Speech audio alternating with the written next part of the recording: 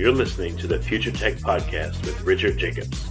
Future technologies such as artificial intelligence, stem cells, 3D printing, gene editing, Bitcoin, blockchain, the microbiome, quantum computing, virtual reality, and exploring space are much closer than you might think. In fact, many early versions of these technologies are in play right now, and the companies that are using these technologies are the focus of this podcast. My goal for you, the listener, is to learn from these podcasts. You may very well learn something that may change the course of your life for the better, steer you towards a new career, or give you insight into addressing a thorny medical problem. Remember, this podcast and its content is informational in nature only.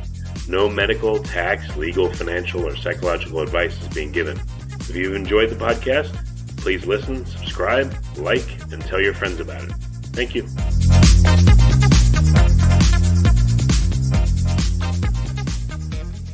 Hello, this is Richard Jacobs with the Future Tech and the Future Tech Health podcast, and I have Dr. Adam Nally. He's an author of a book called The Keto Cure. He's got a website called Doc Muscles, and I saw him in person. He does have a lot of muscles. Good looking. He looks like he's pretty healthy. I met him recently at the Metabolic Health Summit, where he was a speaker and he did a book signing and everything. And I'm looking forward to talking to you today, Adam. So thanks for coming. Oh, thanks for having me, Richard. I appreciate it. Yeah, so tell me a little bit about your journey and your history. It seems like everyone in the that has interest in the keto diet in this field has a personal story. So what's your background?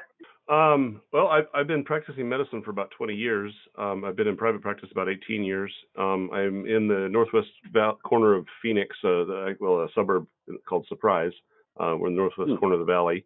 I hung my shingle in family medicine about 18 years ago, and I've been practicing since then. The big challenge that I found is that my family history all had some significant issues with diabetes, heart disease, hypertension, and general problems of metabolic syndrome, for those that understand what that is. I coming out of medical school, doing what I was taught to do in school wasn't working for me or my patients.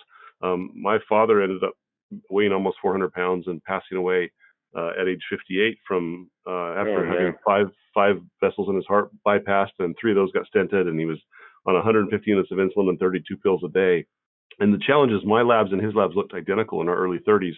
And so my big concern was, restricting calories and exercising my brains out wasn't working for me.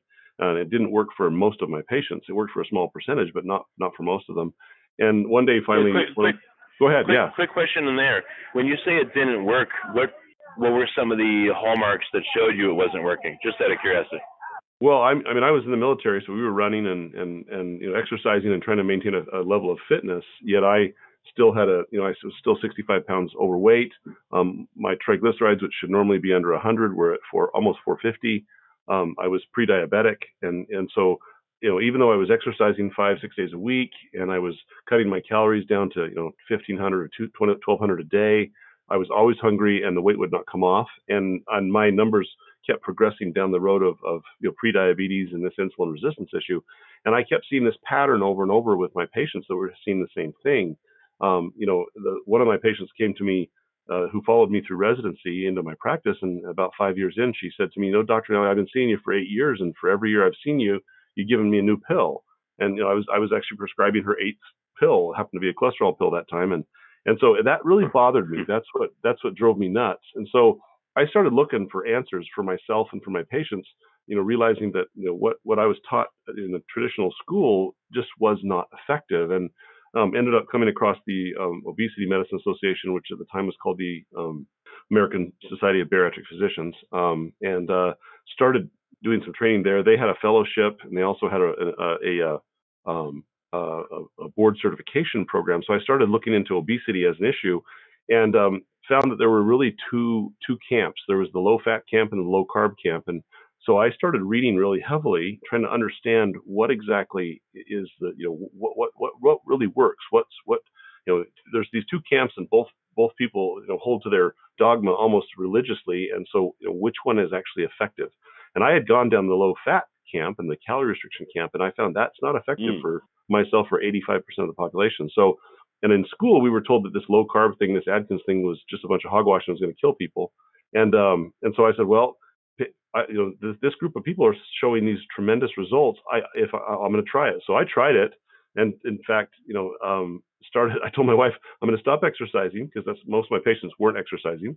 I'm going to start eating a pound of sausage and 3 eggs cooked in butter every morning, and I lost 65 pounds in 6 months doing that, and that just blew me away. When I added up my caloric intake, I was taking in between 3,000 and 5,000 calories a day, and I lost weight. And so that showed me right there, this is not a calorie thing. There's something different going on here. And so because it was effective and because it was working, I thought if this works and I'm going to use it, I have to understand the science behind it. And nobody could tell me why that was the case. So I started researching, about 15 years ago, what exactly happens when I take the carbohydrate out of my diet or my patient's diet. And so for the last 15 years, I just started studying and reading as much as I could about that. In all the journals and everything, and eventually got to the point where I had this plethora of information about the 38 or 39 different hormones that our bodies use to control our weight, and how food has a very, very powerful influence on our hormonal orchestra in our body. And depending on the type of foods we're putting in there, it will dramatically change your health. And what we've been told about fat was wrong. And so I started blogging about it and did a podcast with Jimmy Moore for about a year and a half about it, and ended up having all this. I had an outline for a book in my head and said, I got to put this on a book. So I told Jimmy, I said, hey, Jimmy, I got this outline. And he said, well, why don't you write it out and then I'll do some side commentary with it, and we'll get Maria Emmerich to do some recipes for it. And so we published the Keto Cure, and basically that book is essentially my practice experience over 15 years of taking starches and sugars out of the diet and giving people back fat and protein as their primary fuels. And so that's really what it came down to. And there are 16 diseases that respond really well to that approach, and so that we talk about those diseases and how to approach each of them. Can you go a little bit more in depth to the common knowledge about, blood sugar and even insulin? Most people just seem to focus only on blood sugar and they're trying to control that. Then you get a bit more sophisticated. You look at, perhaps reducing your insulin, but can you maybe start there and then go a little bit deeper into the mechanisms that cause us to have metabolic syndrome and leads to diabetes and everything else? Oh, absolutely. When I came out of school, the underlying understanding that was taught was, well, if you eat sugar, your glucose goes up, and then your body produces insulin, and the insulin brings the glucose down. And so we blamed a lot of our problems with diabetes on people are just if you just keep your sugar at a certain level, you'll be fine. Well, over the years, as they've done multiple studies and shown that when you keep your sugar at a certain level, you still don't stop the progression of diabetes, and you still don't stop the secondary effects like macular degeneration and cataracts and kidney damage and neuropathy that arise, and heart disease and hypertension from this diabetic issue. And so for those that don't understand what metabolic syndrome is not necessarily diabetic, but abnormally elevated fasting blood sugars over 100. With the presence of either obesity, hypertension, or high cholesterol. And it's usually three of those. The three of those create a syndrome, 3 of the 4. And so if you have 3 of those 4 things, you have what's called metabolic syndrome. And so people say, well, just control your blood sugar. Eat a little less sugar and you'll be fine. But that doesn't stop the progression of those issues. And what I started seeing a pattern on, and what was fascinating to me, was that insulin was between 2 and 25 or 30 times higher than it ought to be in a type 2 diabetic. And I started seeing those same insulin patterns 15 and 20 years before people ever became diabetic. Where type 1 diabetes is an absence of insulin, type 2 diabetes is this tremendous overproduction of insulin in response to a starch. So for instance, if I eat a piece of bread, theoretically, I should produce a slice worth of insulin to absorb the sugar in that bread. But if you give me a piece of bread, I'll produce 10 times the insulin in response to that bread within 2 hours. And insulin stays around and lingers for up to 12 hours. And so what we find is that insulin's major driver is to bring the sugar down. But insulin also has a whole other set of jobs. It turns on the production of cholesterol. It causes the body to retain water and raises the blood pressure.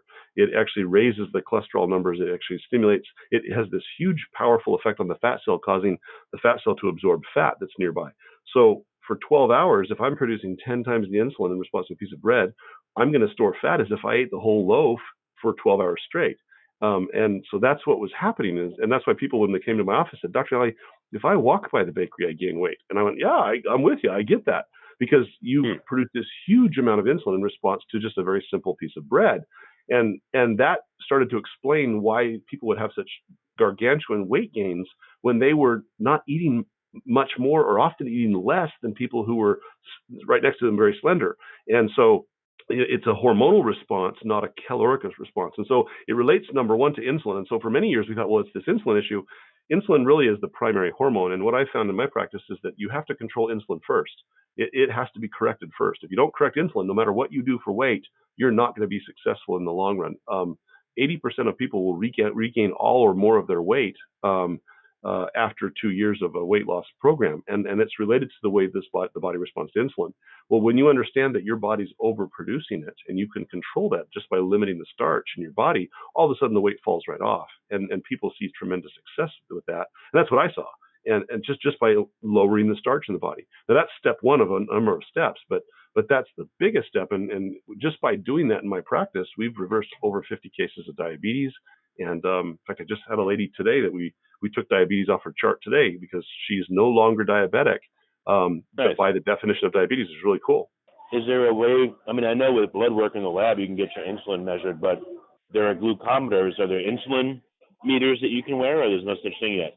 Unfortunately, an insulin assay is really, really expensive, and it's hard to get. So they don't have a monitor yet for insulin, but we can extrapolate what your insulin is by checking the kind of the alternate fuel of glucose or blood sugar, which is a ketone. So what we started finding a few years ago is that if we bring your glucose down and your insulin starts to fall, you'll actually see ketone levels start to rise up. So when the fat's broken into two parts, essentially to be used as fuel, it's broken into ketones, which is beta hydroxybutyrate, acetoacetate, and acetone, which are the three ketones that our body can use as fuel. Well, as the ketone level starts to rise, we know that insulin levels dropping. And so you can extrapolate that if your ketone levels are coming up, that your insulin's falling. And so most people will look at their blood sugar and they'll look at their ketones. And based on those two numbers, they can make a fairly good guesstimate about where their insulin is at. In many cases, not all, but many. And so unfortunately there is no insulin assay without drawing blood work, but you can kind of assess it from the back door, I guess, if you say it that way. So do you have any patients that wore or used to wear like a continuous glucose monitor, and was that able to be helpful to them, or is that really not useful at all? I have type 1 diabetics that use a continuous glucose monitor. So for them, it's very helpful. And I've got some that do a continuous glucose monitor just to see what different foods are doing and different stress responses and different forms of activity due to their glucose. And so that's helpful for some people to look at. But what you really have to understand is that just monitoring the glucose alone doesn't always give you a good picture of what's happening with the insulin. Because you may have, only a few, 20 to 30 point rise in your glucose, but if your insulin's spiking 20 times higher than it should, that 20 point rise in glucose is going to be astronomical in regards to weight gain and cholesterol rise. And so the continuous monitors are helpful to help people kind of understand what's happening throughout their day and their general routine.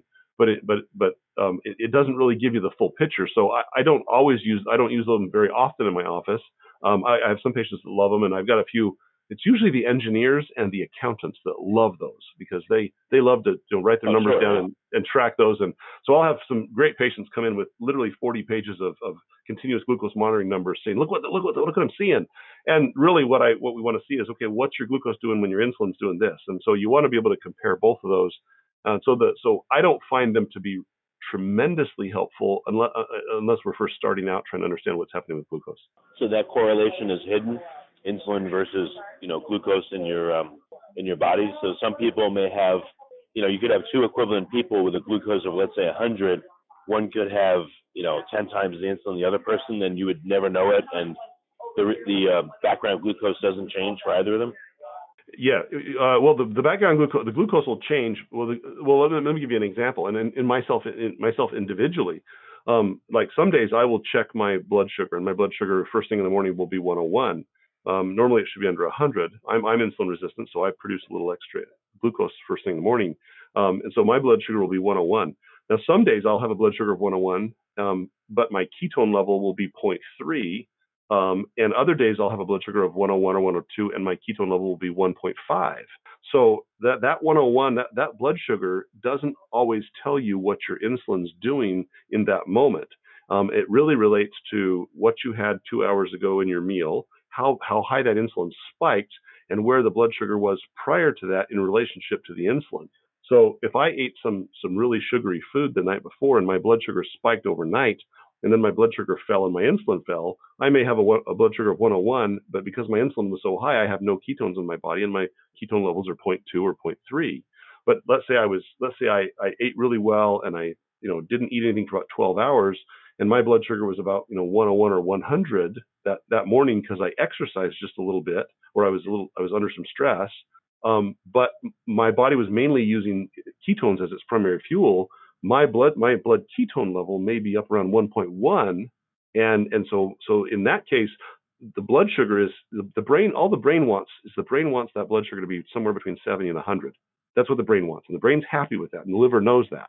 So the liver is going to try to keep that blood sugar somewhere between 70 and 100 and keep your brain happy. As long as it's doing that, the rest of the body may either be using glucose or it may be using ketones. And insulin is what dictates whether your body's using the glucose or using the ketones. So your liver is going to do everything it can to maintain that blood sugar at kind of a balanced range. And then insulin and a number of other body hormones are telling your body whether to use the glucose at that moment or use ketones at that moment. And so the continuous monitor, although helpful in understanding what different foods are doing to you, doesn't really tell you the background information about is your body using glucose at that moment or is it using fat at that moment. Hopefully that's okay. Interesting. Clear. Yeah, so it's just not a very good proxy. I see what you mean. For looking at insulin, no, it's not. So what's your protocol with patients to get them in better shape? Is it tiered, or do you say, hey, you got to just go keto and cut out the sugar and cut out the carbs right away all in one, or are there stages that you take them through?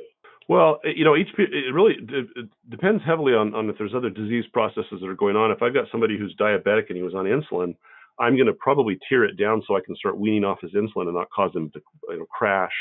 So in that regard, we'll look to see, okay, how much insulin is he using and what do we need to do to bring the diet down. So we'll bring the carbs down slowly to let him start to wean off that insulin so we don't cause him to bottom out and have episodes of hypoglycemia and things like that. If I've got somebody who's not diabetic or who's not dependent on insulin, but they may be either diabetic or pre-diabetic, the very first thing I do is I explain to them kind of what we've talked about the insulin and say, okay, you've got to cut your carbs down. And I usually use a number of about 20 grams per day. And I give them a 6-page handout, a diet that I've written, and say, this is the diet I want you to follow. This is what I want you to do. I want you to bring your carbs down to here. We calculate up their needed protein that they need each day and give them a range of fat they should be having. And then we say, okay, this is where we want you to go. And some people, their goal is not necessarily weight loss. If your goal is weight loss, about 99.9% of the time, you have to lower your carbs to less than 20 grams a day, or you're not going to see effective long-term weight loss. If somebody just says, Doc, I'm here to lower my cholesterol and my blood pressure, I can often modulate that by keeping people's carbs under about 20 or 30 grams per meal. And so it really, number one, depends on the goal. Number two, it depends on if there's other disease processes that are going on and where we want to put them at with that carb content. But the first step, number one, is really lowering the intake of starch and sugar so that we can get that insulin level down to where it needs to be. Now, if I have somebody who's only minimally insulin resistant, they may not have to restrict carbs very much and they'll still see weight loss.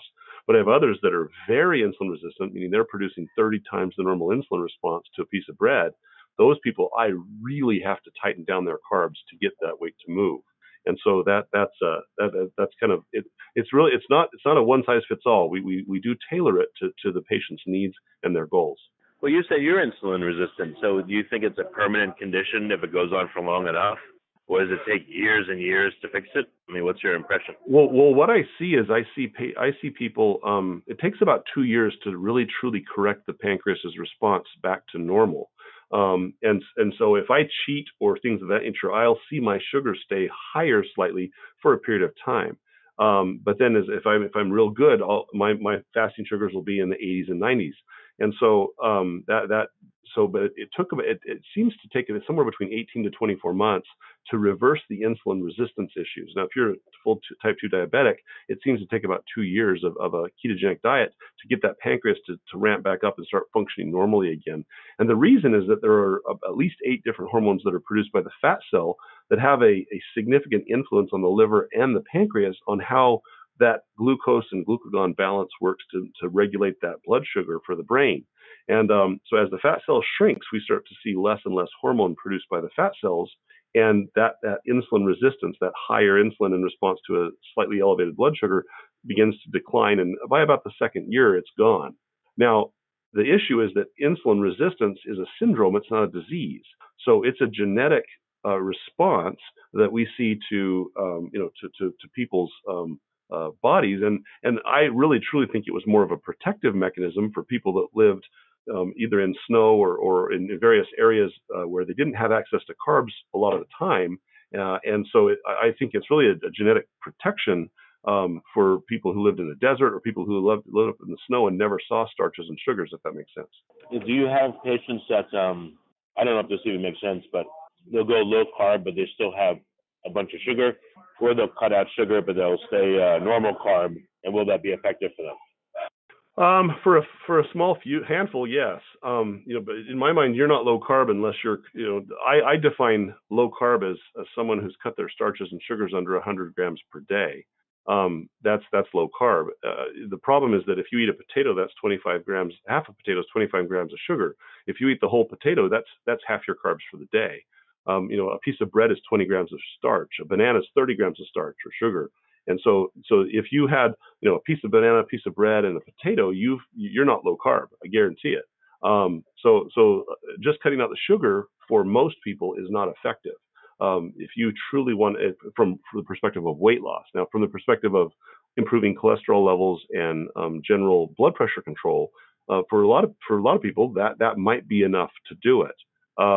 Very low carb is considered less than 50 grams of carbohydrate per day, and ketogenic is considered less than 20 grams of carbohydrate per day. And that's kind of where I put people. And so it's not just the sugar, although some docs say, oh, it's just the sugar. If you cut out high fructose corn syrup, you'll solve the problem. That's not what I see clinically, and I haven't seen that clinically for 15 years. We truly, in order to reverse the insulin resistance syndrome and diabetes, if it's there, we really truly have to bring those carbohydrate levels down to very low carb or ketogenic in a state to see success. That's what I was going to ask you, is if someone's either lazy or they have a really hard time doing it, but they get close. They reduce their sugars, they reduce their carbs, but they don't get down to 20, maybe 50, 60, something like that. Have you seen that they still can experience a lot of positive effects, but they'll be limited, or what's your experience there? And again, it really depends on the person's genetics and how much insulin they're producing in response to those sugars. If they're not horrendously insulin resistant, I see guys that say, Doc, I just cut out soda and I cut out, all the sweets, and I lost, 25 pounds and I feel great. And so I do see that. But then there are those that did the exact same thing. It's often the spouse says, he just stopped drinking his soda pop and stopped eating sweets, and he lost 20 pounds, and I did the same thing, and I didn't lose any weight. And so, but generally, if you're cutting out the simple sugars, you will see less inflammation. You'll see a little bit improved energy. You'll see some improvement in sleep. But it doesn't always solve the problem. And so, if you're one of those lucky guys that genetically doesn't produce a huge amount of insulin, that may be all you need to do. But for the majority of the people that walk through my doors, about 85% of them, that doesn't work, and we really truly have to tighten it down further. So can you get benefit from even partial carbohydrate restriction? Absolutely, you will. But will it reverse disease? No, that's not what I've seen clinically. Yeah, and I guess it's disheartening when some people feel like they have to be super strict in order to have a positive effect, while others seem to do nothing and they have a positive effect. Well, I've been doing this for 15 years, and in my mind, super strict is I get to eat bacon and cheese and ribeyes, and that, to me, that's like glorious. I can help kielbasa's and sausages, and I mean, I don't feel like it's a I don't have to be strict at all. I mean, and after you do this for a few weeks, the cravings for bread and starches are gone for most people. So, in fact, the lady that came in today said, I love this diet. This is an easy diet to do. Now, if you're heavily carb addicted, you're going to go through some withdrawals, and it might not be easy in the first month in that regard. But most people that work with me tell me, I love this diet. It's easy. I'm full. I get to eat food that still tastes good. It doesn't taste like cardboard. And so they find that because of what the fat and protein do to the body, they're very satiating. They find they're only eating once or twice a day just because they're always full. So it's not hard if you're doing it right.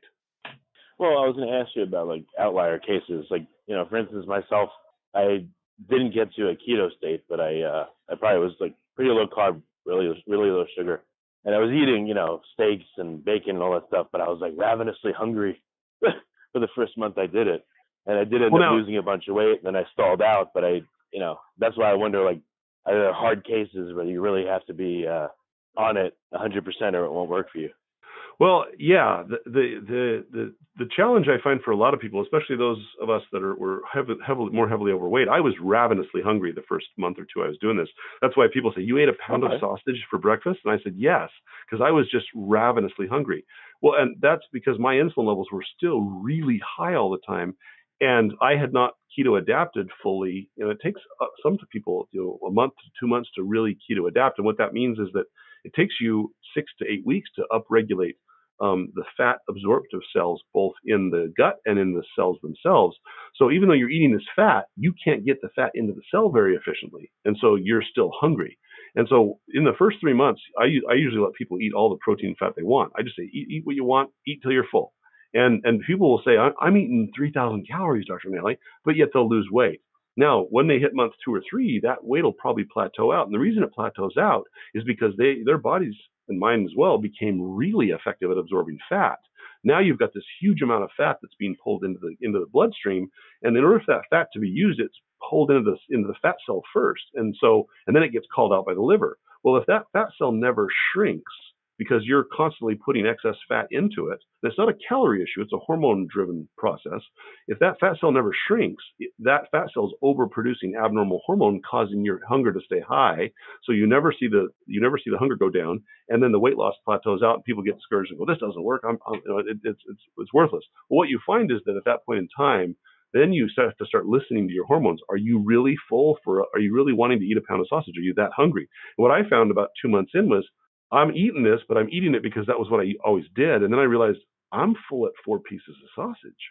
And so I'd stop there. And all of a sudden the weight started coming off again. And so you start to realize that if you start listening to the hormone signals in your body, and many of us don't know how to do that, if you start listening to them once you're fat adapted, then you start realizing I'm actually not that hungry, and I can get away with 2 eggs and a piece of bacon, and I'm full for 12 hours.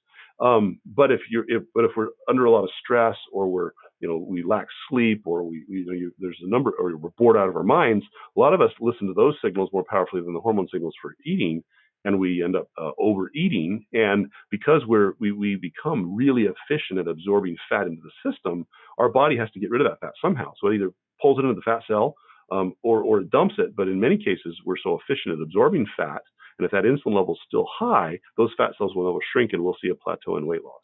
So what are other ways in which your hormones will whisper to you? Hunger, and what else? So what I tell people is, there's really 3 reasons we eat. We eat because we're truly hungry. We eat because we're bored, or we eat because we're under a large amount of stress. Stress spikes cortisol. Cortisol raises glucose at the liver. The elevated glucose spikes insulin, and insulin stimulates a rebound hunger effect. Similarly with boredom. Boredom produces neurohormones that make us anxious and irritable, which raises cortisol and does the same thing, spikes that hunger up. So what you have to look at is, one of the things I found was that late at night, as I was working on charts, all of a sudden I'd get this hunger craving at about 9:30 at night, and I thought, why am I hungry at 9:30 at night? Because I had a 12-ounce steak and a salad, and I should be full.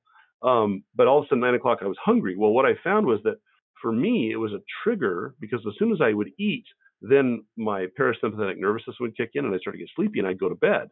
Well, that was my body's way of saying, hey, you're tired, go to bed. Don't. And so I got a craving to eat. If I found that when I got this craving to eat, I realized, am I actually hungry, or am I just tired? And I went to bed, I was fine. And so I actually wasn't hungry. I was just tired, and my body was it was a trigger for me to say, go eat, because if you eat something, it's going to put you to sleep, and you're actually going to walk up and get in bed. And so you have to look and see, is your hunger a trigger because your body's really wanting you to do something different? Or are you truly actually hungry where your body needs fuel? Same thing with stress. A lot of people, in my household, when I was growing up, love meant a large bowl of popcorn, a big Pepsi, and Buck Rogers on TV. And to this day, every time nighttime television turns on, I still crave popcorn and Pepsi, because that was a trigger for you. Yeah, it's a trigger, and so it was a trigger from stress or hey, love is, when there's a bowl of popcorn and there's large Pepsi and the TV's on, families all sitting around, that was a loving time. And so when you're under stress and you're craving those feelings psychologically, you may get triggered to eat food, and so you have to decide, am I actually hungry or is it something else? And so when I sit down and I get that trigger, I know I can pull out pork rinds and some sparkling soda, and I still get the same, tingle from the pork rinds and the sparkling soda that I do from Pepsi and the chips or the bowl of popcorn, and those are healthy foods that I can snack on if I'm actually hungry. And you can still participate in the family activities and things like that, and not feel like you're depriving yourself. So you have to look at what are the signals that are happening there, and how are you responding to them? Are you truly hungry or not? No, that's true. It makes sense. I mean, if you're up late at night, there's a lot of time to get hungry, and I've felt that many, many times. So it makes total sense. Another thing I realized is if you're out and about a lot, you're surrounded by fast food and bad food and all that, and I realize it's tiring. You have to make the decision to eat right, 3, 4, 5 times a day, every single day of your life, so it can wear on people. Well, and the other thing that I find that helps people a lot is I tell them, you're going to hit places where you're going to feel emotions and stress, and you're going to want to eat, either because you're hungry or because you're feeling other stress responses or things of that nature. So I tell patients, look at your day tomorrow and decide, okay, if I'm going to be traveling, where am I going to be traveling at, and where am I going to get my fuel for myself? And if I'm in the airport and I'm traveling and all there is cookies, what can I do to keep myself from eating the cookies? Well, I carry some macadamia nuts in my bag, and I carry some ketones in my bag. And I know that I can go pick up some pork rinds at this restaurant, this place here, or whatever. So I've planned ahead to say, I have some rescue foods in my bag. I know where I can go get food that I can eat. And so if I get a craving, I've already pre-planned and written down, I'm going to eat this, this, and this. And then that night I can count to myself, did I do it? And if I didn't do it, I write down, why didn't I do it? And it's a form of cognitive behavioral therapy that you use on yourself to help train yourself to realize I'm cheating or I'm falling off the wagon because I didn't pre-plan well enough to solve those triggers that are very powerful. We have our willpower only lasts so long, and if you get multiple triggers throughout the day, and you run out of that, willpower has a shelf life, and if you run out of it, nobody's going to stop those cravings from getting you to walk over and buy a donut. And so if you've planned ahead of time and hey, I'm going to be walking past donuts, but if I know I've got macadamia nuts in my bag and I get all of a sudden this trigger to eat, I can reach down and grab a few macadamia nuts and nibble on those, and then all of a sudden my hunger's gone. And so it really just comes down to pre-planning and being accountable to yourself as to why. Yeah, that's a good strategy to take good snacks with you. So when you're in certain environments and it's dangerous, you can, like you said, have some macadamias or whatever it is and stop your craving. Yeah. It's just, I call them rescue foods. So I tell people, if you have an office and you got a refrigerator, stick some rescue foods in the refrigerator. In my refrigerator right now, there's boiled eggs and sliced up pepperoni. So if I have a rough day at the office or I'm running long and I miss lunch or something, I have some food in there that I can go reach in and grab and nibble on and then go see my next patient. Same thing at home. My wife she'll have some fat bombs that are in the fridge, or like last night she made a low carb cheesecake, and so that's sitting in there. And last night when I was up late working on charts and I got that hunger craving, but I couldn't go to bed, I had to finish the charts, I went in and got a low carb piece of cheesecake and nibbled on it, and that satiated me and got me through till I could finish up charting and go to bed. So you just have to have those rescue foods there, or a little pre-planning to know, okay, when I get these cravings, because they're going to come no matter what do you do to solve that problem? Yeah, that brings up something else. What about those foods that are called keto foods, or protein cookies, or low carb cheesecake, that kind of stuff? Do you think that they're okay, or they'll just are you just fooling yourself by having them? Well, not all keto foods are created equal. That's one of the challenges that that I found and a lot of my patients found. A lot of low carb companies with good intentions are trying to make fast options for people. Number one, and then number two, they're profiting off of producing a product, which as an entrepreneur I totally understand that. But what you have to recognize is that a lot of the sweeteners that a lot of people are using, and bless their hearts, some of these companies don't recognize a lot of sweeteners spike insulin without raising blood sugar. And that was one of the things I found. And so there's a whole chapter in my book dedicated to, what sweeteners can you use and which ones should you avoid like the plague, because certain sweeteners will spike that insulin and be worse than drinking a fully leaded Coke or, eating that ding dong. And so even though you're eating a low carb food that's supposed to be good, oh yeah, even though you're eating low carb food that's supposed to be good for you, your insulin spikes and you just gained weight from that. So, one of the things that I find myself is when I'm at conferences is I'm always checking the back of labels, looking at, okay, what sweeteners are they using, and what other products are in that food that may actually have a hormone signal to my body. One of the things that I found with a number of my patients was they'd lose some weight and then they'd plateau out. I had one guy that called me all the way from England, and he said, "Doc, I lost 25 pounds, but I can't get the weight to move, and I've been doing this for 9 months, and I am just stalled." And we went through his diet, and his diet was great. He's doing great. And I said, "Are you drinking anything? What are you drinking?" And he goes, "Oh, I just have iced tea." And I said, "Okay, but what kind of tea?" He says, "Oh, I have 9 32-ounce glasses of black tea." And I went, "Okay." Jeez. So I actually looked up black tea and realized that back in the 50s and 60s, physicians were looking at using black tea, green tea, and oolong tea to treat diabetes because there's a tannin in the leaf-based black, green, and oolong teas that spikes insulin. So this guy's having 9 huge glasses of tea every day, spiking his insulin, doing the same thing eating a donut would have done, and he can't lose weight. And so I told him, cut out your tea, and all of a sudden he dropped 30 pounds. Because this tea was driving that process. So, there are things in foods that we don't realize are spiking insulin and these other hormones that once we recognize that, all of a sudden you see dramatic improvement. And so it really is, the stuff we put in our bodies are driving those hormone changes. The problem is we really need a continuous ketone monitor, or even better yet, a continuous insulin monitor. We really need that. And the thinking is not even aware of it, it seems like. So it's bad. It's hard. You have all these hidden things in food, like you're saying. Yeah, and then if there was a continuous insulin monitor, I'd be wearing one myself. That would be great. I just when I've looked into how do you make one, they're expensive, and I just haven't had the time or the energy to do it. So, and I know people have looked at it, and if your audience is finding one of those, I'd love to wear one. But I agree. That would be a big solution for at least the first step in weight loss. Well, so what's some of your insights? You said some of the the non-sugar sugars spike insulin. So can you name a few that do and ones that don't? Oh yeah, all of the new sweeteners, they just switched over from, aspartame got a bad name because of its effect on rats and things of that nature. We know that aspartame, as an obesity doc, aspartame actually suppresses appetite. So we would use a lot of aspartame for helping people to push their cravings down. But what we've found in the last year is that aspartame, although it doesn't spike insulin initially, aspartame causes insulin resistance in the gut bacteria and prolongs that higher fasting sugar for a long period of time. And in me, it actually kept it high for about 16 weeks until I stopped using aspartame. When they started replacing aspartame in most of the other diet sodas, they switched to something called a sulfame potassium, or ACE-K. Well, a sulfame potassium has an identical insulin response to a tablespoon of sugar. So if you switch out table sugar in your Diet Pepsi to aspartame, you're not giving yourself any benefit there. And most of the diet sodas and diet drinks switched over to using aspartame. The sugar alcohols have been around for a long time, and a lot of people have trouble tolerating some of the sugar alcohols because they cause gastrointestinal gymnastics when you drink them or eat them. But most of them will have some degree of an insulin response, like xylitol, maltitol, mannitol. These all spike insulin.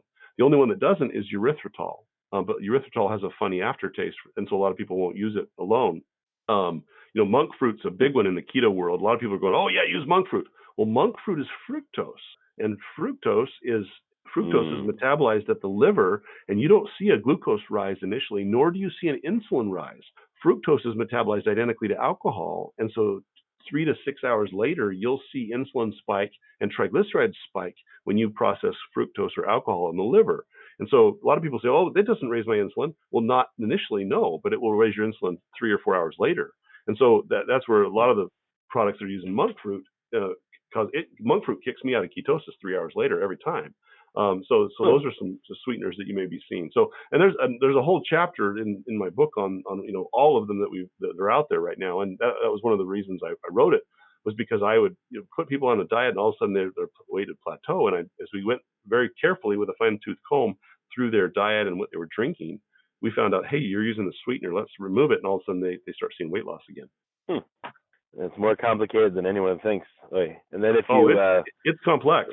If you eat at home, I mean, you have much more of a chance of controlling this stuff. But if you eat out at restaurants a lot, I mean, have you done any experimentation there to see what absolutely, yeah. Restaurant food does? I love hamburgers, and so every burger joint in town I've been to and done a lettuce wrap burger.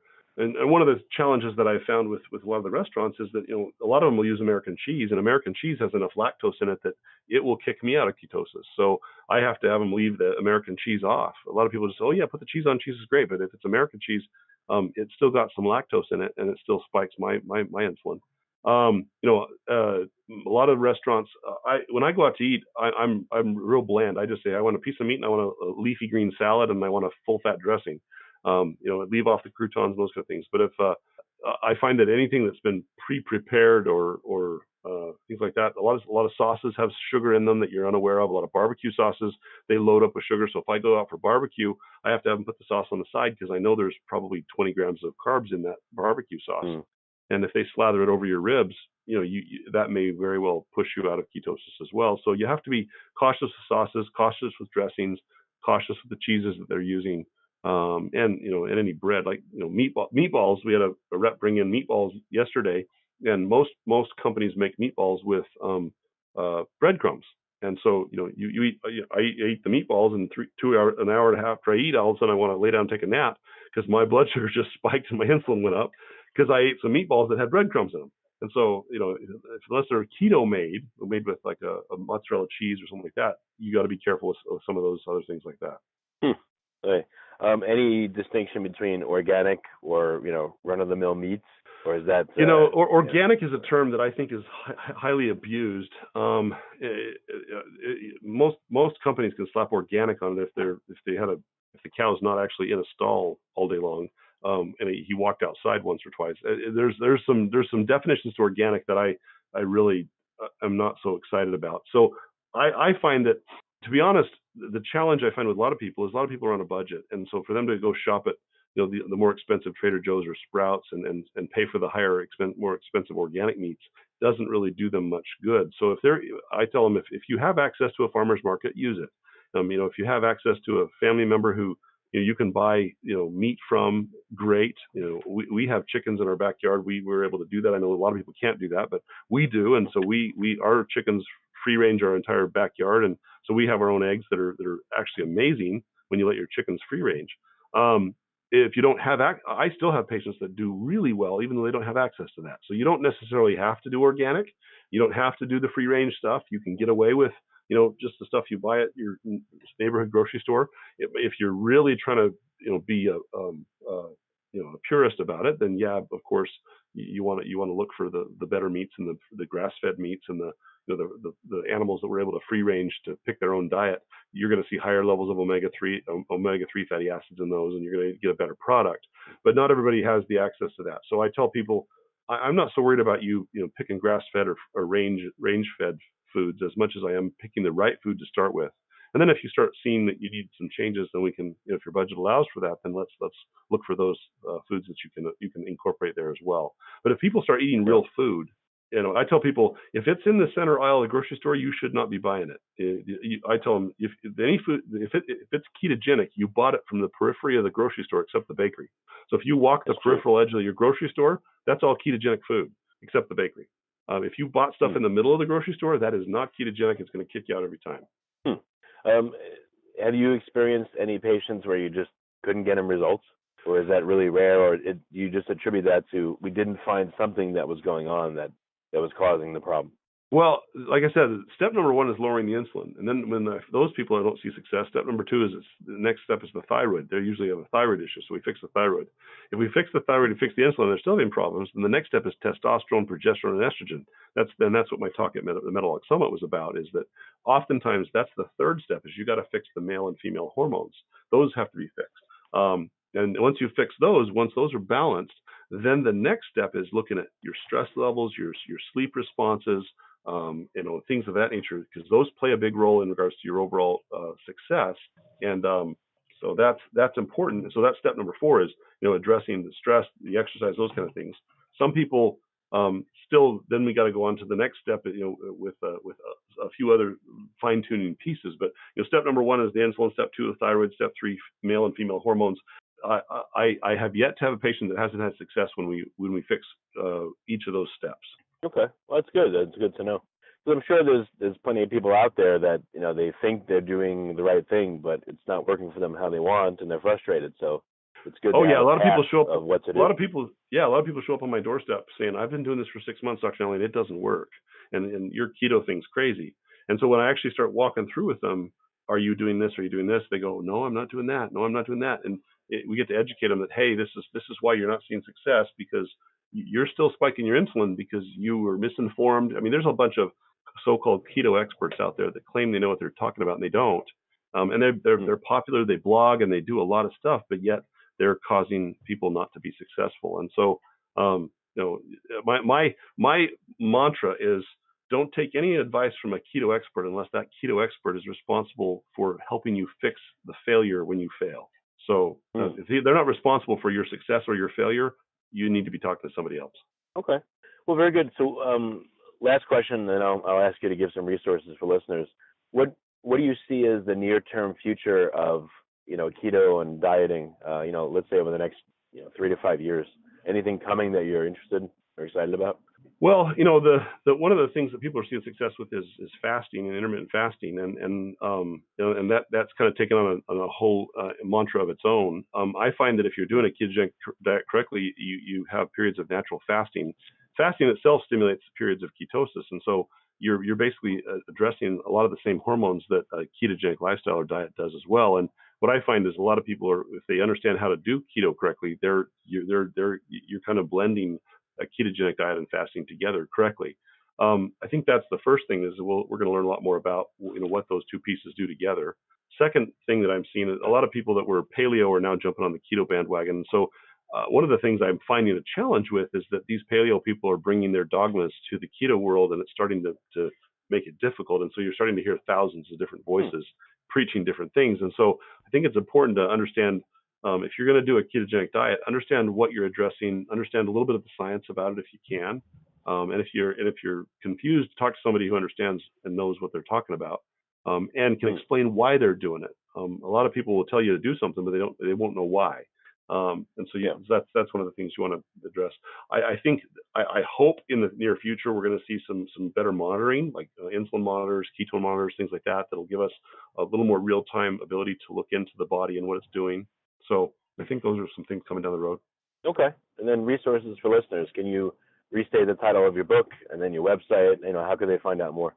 Oh yeah. So the title of the book is The Keto Cure. You can find it on Amazon. If you can go to my website at docmuscles.com. That's DOCMUSCLES.com. We offer it there too. On my website, the links to the podcast that we did with Keto Talk with Jimmy Moore are there. I've done probably 400 different Facebook Lives and Instagram Lives there's links on the website there under Doc Muscles Live. They can go and watch literally 4 or 5 years of Facebook Lives that are there talking about different points of this and answering tons of questions. And then I have some programs on the docmuscles.com site for patients that can't get out to Arizona to see me. There's some resources there that they can go through some programs with me that way. So that would be just go to docmuscles.com and all that stuff's there. All right, that's great. Adam, I really appreciate you coming and all your wisdom. Thanks for being here. Oh, thanks for having me. It's great. Hopefully your listeners benefit, and we'll have to talk some more.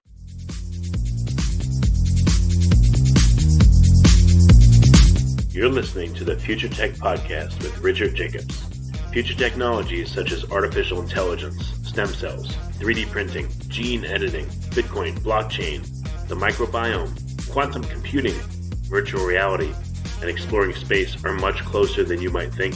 In fact, many early versions of these technologies are in play right now, and the companies that are using these technologies are the focus of this podcast. My goal for you, the listener, is to learn from these podcasts.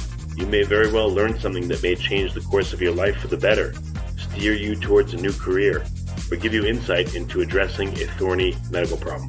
Remember, this podcast and its content is informational in nature only. No medical, tax, legal, financial, or psychological advice is being given. If you've enjoyed the podcast, please listen, subscribe, like, and tell your friends about it. Thank you.